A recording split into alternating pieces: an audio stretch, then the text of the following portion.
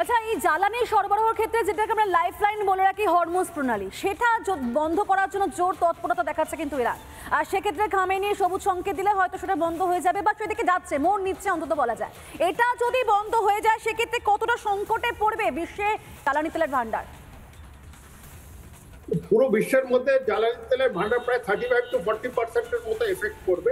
যদিও ইন্ডিয়ার উপরে এখনো ইমিডিয়েট কোনো এফেক্ট করবে না, কারণ আমাদের জ্বালানি তেল বা এইগুলো সব কাতার থেকে আসে, গ্যাস বা রাশিয়া থেকে অয়েল, এইগুলোতে আমাদের এফেক্ট করবে না অতটা, কিন্তু ইমিডিয়েট এফেক্ট করবে না। কিন্তু লং টার্মে 10%-এর মতো অয়েল তো আমাদের ইরান থেকে আসেই, সেটাতে হয়তো কিছুটা এফেক্ট করতে পারে। এবং জ্বালানি তেলের দাম বা এই গ্যাস এগুলোর দাম বেড়ে যাওয়ার একটা আশঙ্কা আছে, যেটা আমাদেরকে ইমিডিয়েটলি কার্ভ করতে হবে বা তার একটা ইমিডিয়েট সলিউশন বের করতে হবে।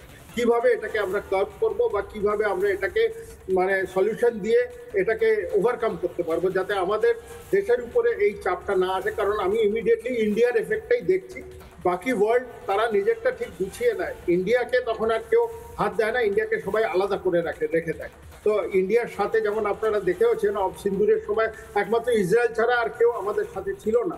তো আমাদেরকে আমাদের নিজেরটাই করে নিতে হবে এবং আমাদেরকে নিজেদের ডিপ্লোম্যাটিক রিলেশনটা কিভাবে মেনটেন করব, সেটা আমাদের ন্যাশনাল প্ল্যানার্সরা যথেষ্ট অভিজ্ঞ, তারা নিজেরা এটা করে নিতে পারবে।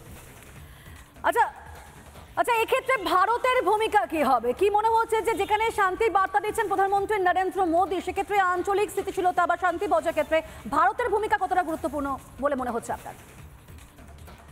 ভারতের ভূমিকাটা খুবই গুরুত্বপূর্ণ, কারণ ওর ইরানের সাথে যত ভালো রিলেশন আছে, ইসরায়েলের সাথেও ভালো রিলেশন আছে, আবার ইউএস এর সাথেও রিলেশন মোটামুটি ঠিকই আছে, রাশিয়ার সাথে তো আছেই, চায়নার সাথে একটা ট্রেড রিলেশন চলছেই ইন্ডিয়ার।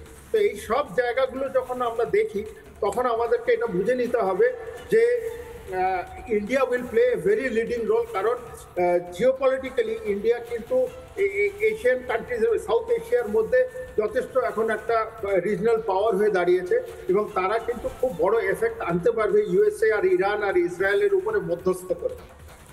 বেশ, অবশেষে দিকে নজর থাকবে আমাদের এবং সময় সবটাই পরিষ্কার করে দেবে। এখনো পর্যন্ত যে সমস্ত ক্ষেত্রে একটা আশঙ্কার মেঘ তৈরি হচ্ছে, সেই মেঘ কাটে কিনা। এবং অবশ্যই যুদ্ধ কেউ চায় না, শান্তি চায় প্রত্যেকে, এবং সেদিকে কিন্তু আমরা আশা করবো যে এই যুদ্ধ থেমে যাক। ধন্যবাদ আপনাকে। আমাদের সঙ্গে ছিলেন লেফটেন্যান্ট কর্নেল প্রাক্তন সেনাকর্তা কৌশিক সরকার। নানা ধরনের কন্টেন্ট দেখার জন্য লাইক করুন, শেয়ার করুন আমাদের ফেসবুক পেজ, সাবস্ক্রাইব করুন আমাদের ইউটিউব চ্যানেল। পাশাপাশি অন্যান্য ব্রেকিং নিউজের জন্য অবশ্যই চোখ রাখুন রিপাবলিক বাংলায়।